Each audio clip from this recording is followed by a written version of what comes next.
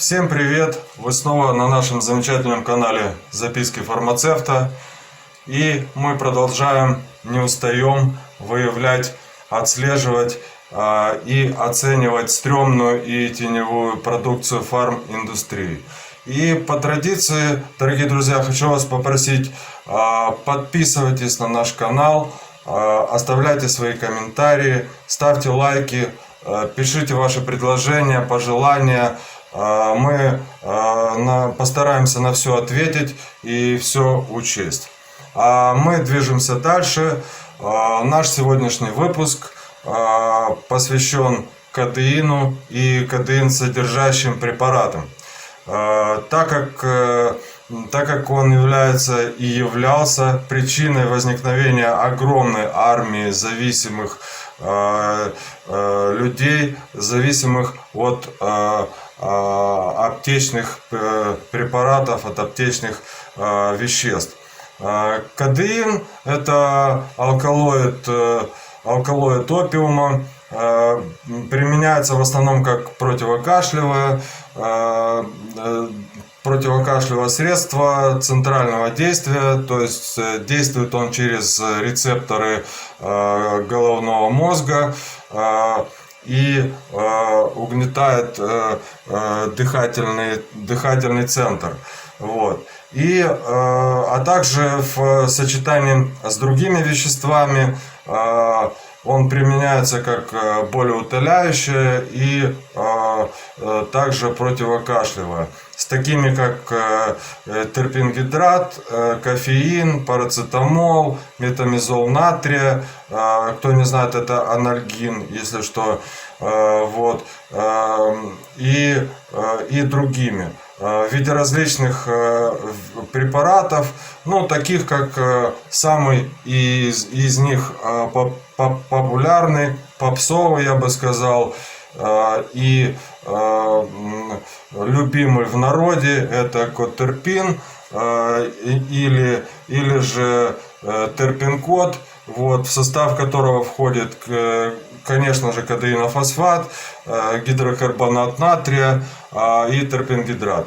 Это противокашлевое средство, но при употреблении в дозе больше, чем терапевтическая, он вызывает эйфорию и расслабленность, что и подкупает зависимых людей. Люди и сами, даже иногда не подозревая, становятся зависимыми от этого препарата.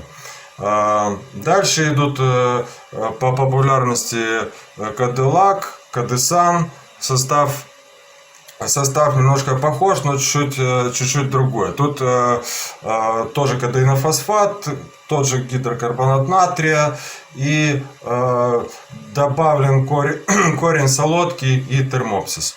Опять же, это тоже является предметом зависимости очень многих людей. Такие препараты, как пенталгин, содержат кадеин, но кроме кадеина там содержится пенталгин, это болеутоляющее. Кроме кадеина там содержится также парацетамол, метамизол натрия, кофеин, фенобарбитал. Вот. Ну и еще были такие когда-то, как сироп кофекс от кашля, тоже содержащий кадеин, и обезболивающее норофен плюс, состоящий из ибупрофена и, конечно же, из кадеинофосфата. Но сейчас эти два препарата сняты с производства.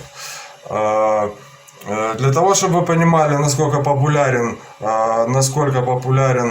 котерпин в народе, был у меня такой случай, когда вот заходит прям такой совсем юный человек, просто юнец, и сходу такой: дайте котерпин. Как будто типа вот дайте парацетамол, сродни, дайте парацетамол или дайте там анальгина, пластину, и вот такого плана. Вот, как будто это в порядке вещей. Я говорю, ну нет котерпина, вы что, не в курсе? Он удивился, искренне так удивился, типа, но ничего не сказал, развернулся и на выходе говорит, а у нас в Донецке есть. Ну, я в курсе, что и не только в Донецке, как бы, но и в других городах, как бы, в так называемых нечистоплотных аптеках из-под полы фармацевты торгуют котерпином, а точнее даже не фармацевты, а владельцы аптек, сети аптек. То есть владельцам ничего не будет, дорогие фармацевты. Будет отвечать будете вы, если что. Это вам сигнал, просто так, на будущее. Итак, дальше о кадеине и котерпине. Возвращаемся туда, где производится этот препарат. Этот препарат, который самый популярный сейчас из кадеин содержащих, производится на уже известном нам заводе, одесском заводе Интерхим. Вот.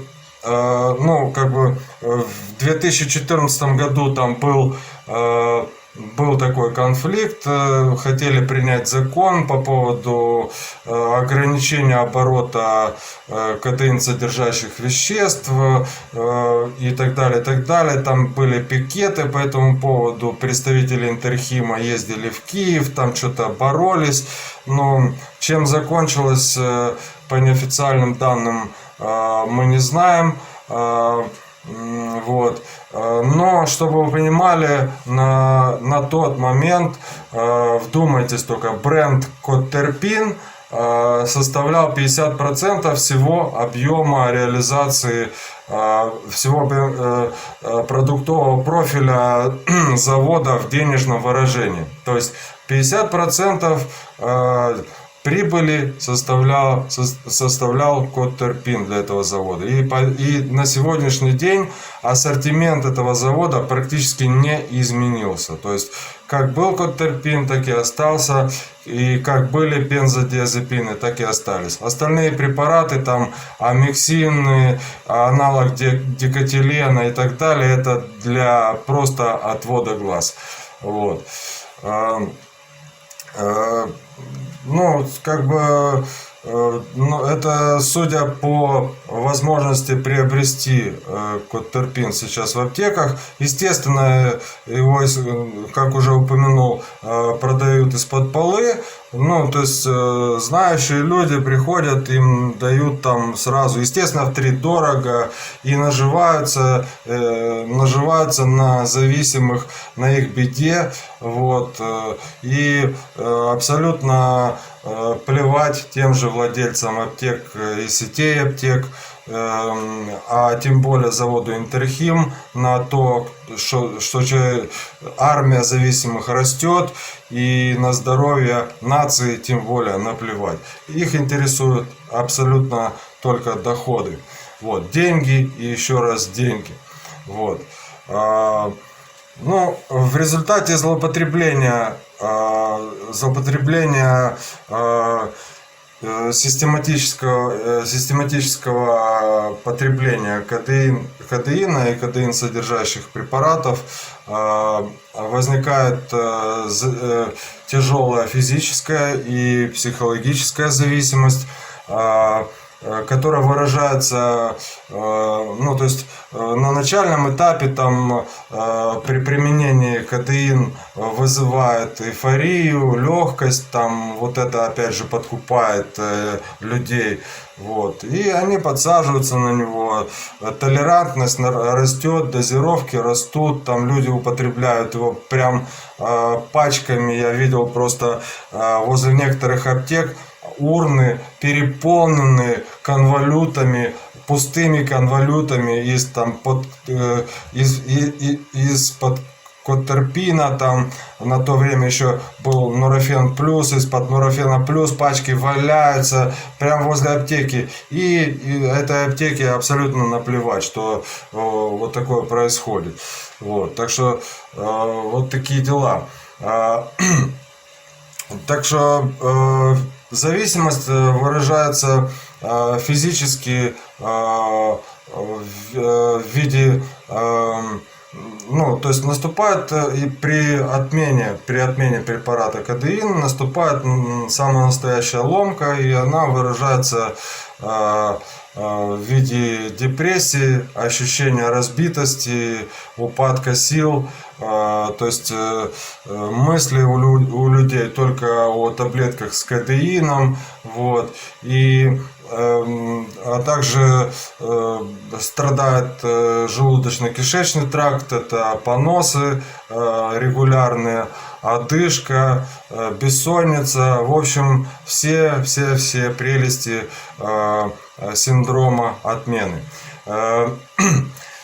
Последствия приема кодеина при длительном употреблении ужасают просто. Вот. Страдают в основном, страдают все системы и органы нашего с вами, ну, человеческого организма. Но, конечно, здесь основной удар на себя берет печень и формируется цирроз. Также нарушается уже упомянутая работа пищеварения. Также нервная система просто распадается на части, слабеют мышцы, и также наступает эректильная дисфункция или импотенция. И вот теперь, дорогие искатели кайфа, задумайтесь, надо ли оно вам, стоит ли оно того, стоит ли, ну, все это убитой молодости и здоровья. С вами был канал Записки фармацевта. Если есть какие-то вопросы, пожелания, оставляйте, ставьте лайки, подписывайтесь, оставляйте свои комментарии. Вот. А мы с вами прощаемся. До новых встреч. И желаем, конечно, всем крепкого здоровья. Всем пока.